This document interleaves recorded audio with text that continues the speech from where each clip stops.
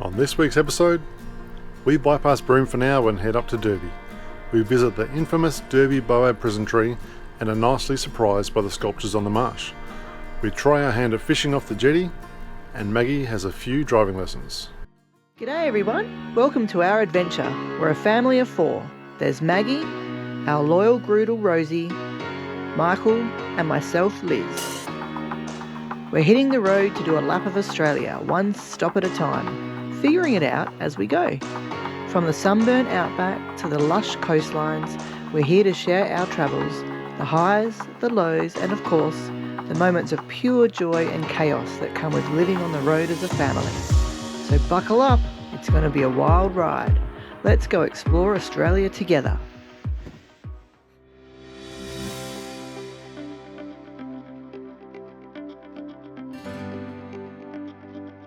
Maggie's not like me at all.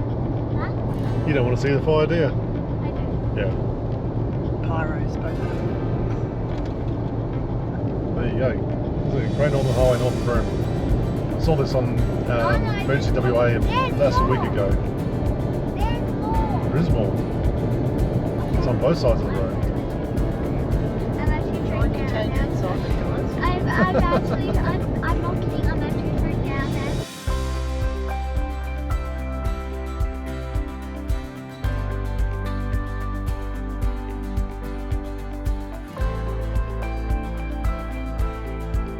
After driving through the fire with apocalyptic scenes with dozens of kites flying through the smoke, we turned off the Great Northern Highway towards Derby. Our first stop was the Derby Visitor Centre, so Maggie could get her travel passport stamped and to see what there is to do in town. It also turned into an impromptu photo shoot at Maggie's request.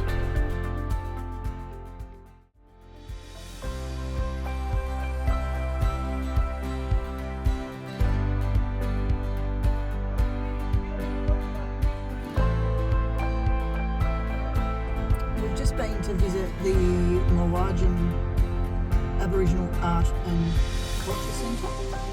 It was really interesting, and we got to watch a few short videos, and I think what I took away from it was it's really interesting to hear about the Wandjina, which is their spirits, where they believe their land came from, and that's why they paint their Wandjinas in the caves, and they go and touch them up with make them bright and colourful again, because otherwise the Wandjinas get sad.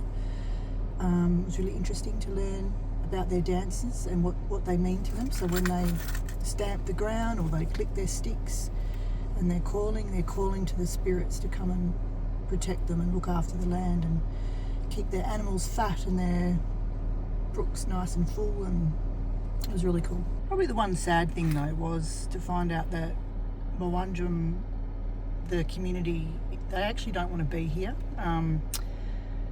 They have come from hundreds of kilometres away where their Wandjinas are and where they want to be, but the government wouldn't provide education or housing out in that where they originally came from. So the community had to move here. So while they appreciate the education and the housing, they want to be back with their spirits, which is a bit sad. Stand behind. I'm going to read it to you, right? Okay.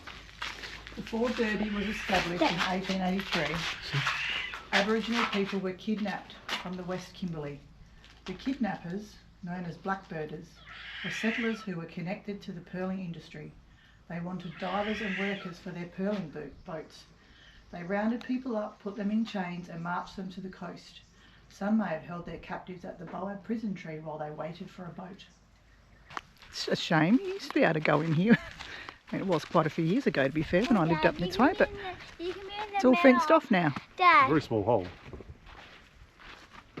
I expected the hole to be bigger. Oh, that's the door entry.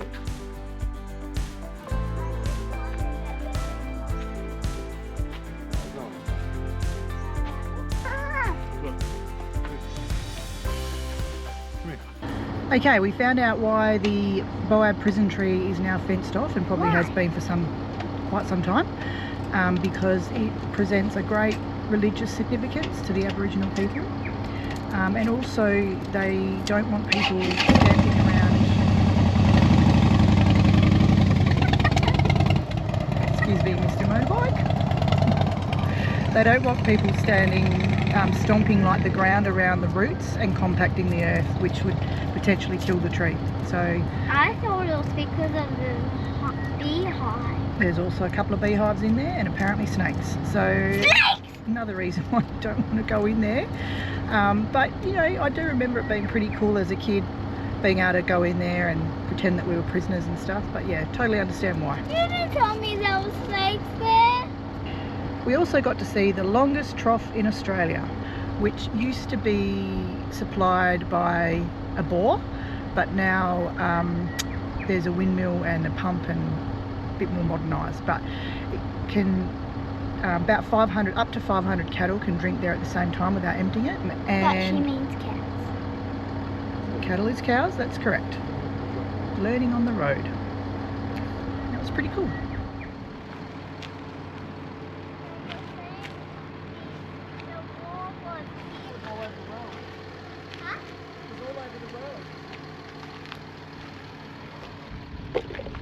Yeah, there's Frosty's pool.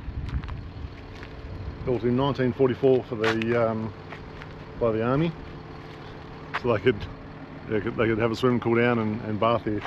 But you can imagine how many guys have been there at the same time. I don't think they probably cared.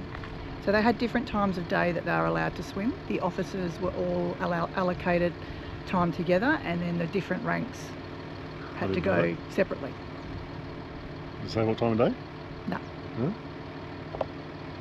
So as usual, the people at the top. You know what I'm saying? You know what I'm saying?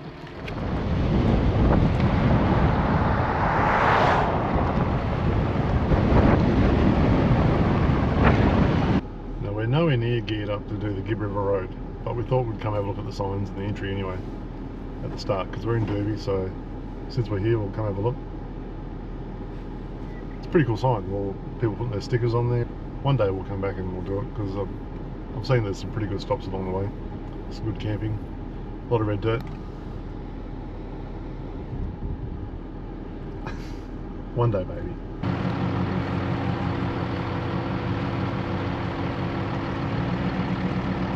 Very cool.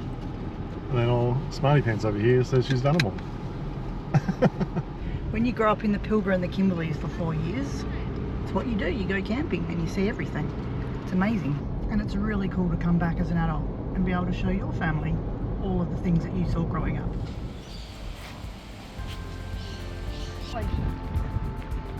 This sculpture is a representation of a portrait that Mark Norval started painting in 1996. So that was the first sculpture. So this is sculptures in the marsh. That was the first sculpture installed in 2013. Where are we going next? To the next sculpture.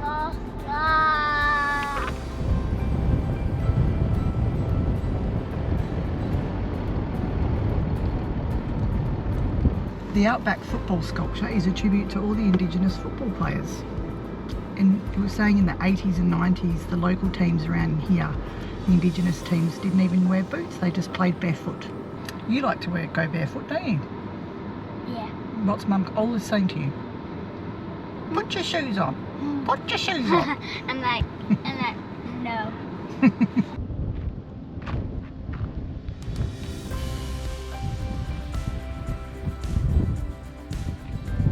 So this sculpture called the Kimberley Ringer is a tribute to the early indigenous Kimberley stockmen who were often subjected to forced removal from their traditional tribal way of life. Are you chasing her? Yep. Look at Maggie loves sitting in the front. Look at it. Papa. Hey there, want to ride? Sure do. Come back to my place. What? What are you? I want to do that.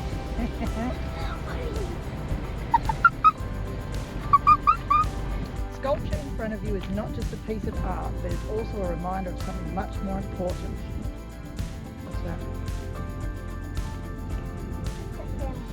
Family. They are all equally important and deserve to be treated with love, care and respect.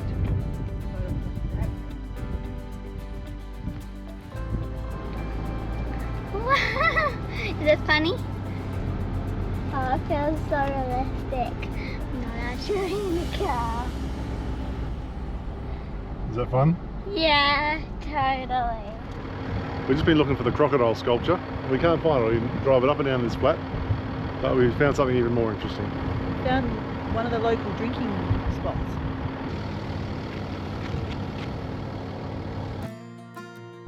Oh, check out this sculpture. These sculptures are really cool. I mean, in particular, check out this one.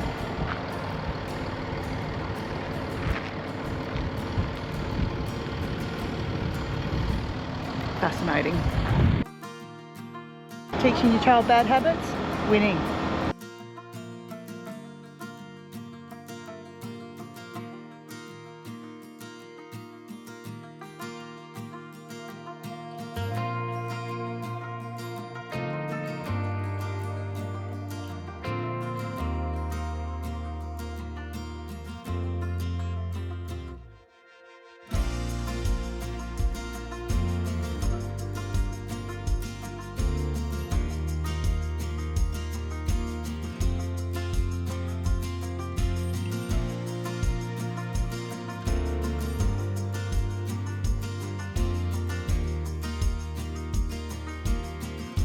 So Maggie found out that her cousin Tyler got his L plates yesterday and decided that she needed to start driving lessons. So here we are.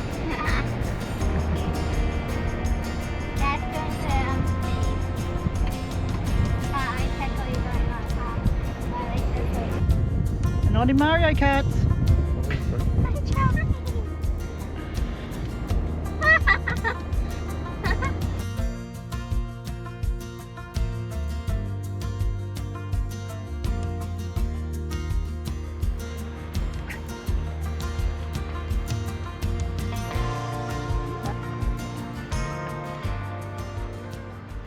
Morning everyone. So we thought we'd come try our luck on the Derby Jetty this morning and go fishing. Watch out for the sign that says there's crocodiles, and we've got to look out for these trucks because there's a triple road train on this jetty. It's going to come drive past us by the looks of it, because he ain't turning around. A little bit murky. Who knows what's lurking underneath there. You're game if you even want to try.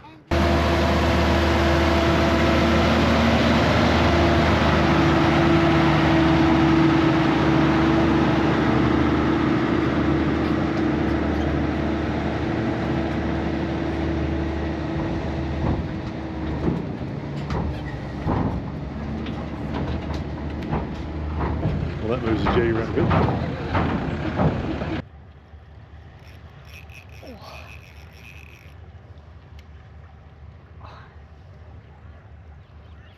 I think it's going to snap. Oh, it's making me work. That's not moving, that's just stuck. Yeah. Not a fish. There was something on there. There was something on there. There was something on there. Oh, maybe I do have one. Oh, snapped again. I saw that. That looked like a snake or something.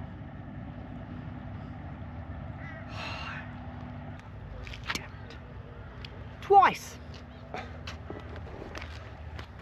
Oh, no fish for us today. We're leaving empty-handed again. Let's go to the bakery.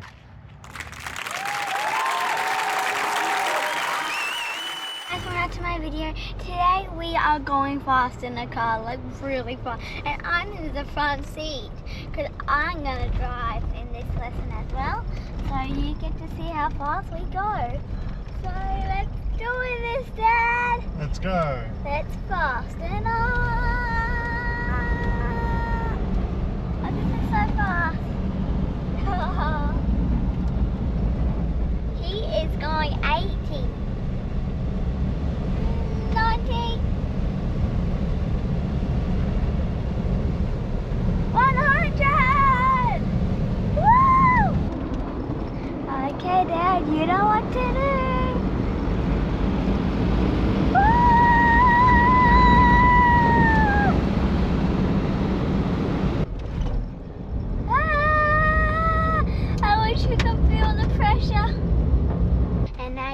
to see me drive on the pedals. I just want to tell you, I am not comfortable with 30. No. Let's go. Not comfortable with 30. You're doing 50 already. I'm not paying attention. You're doing it really well.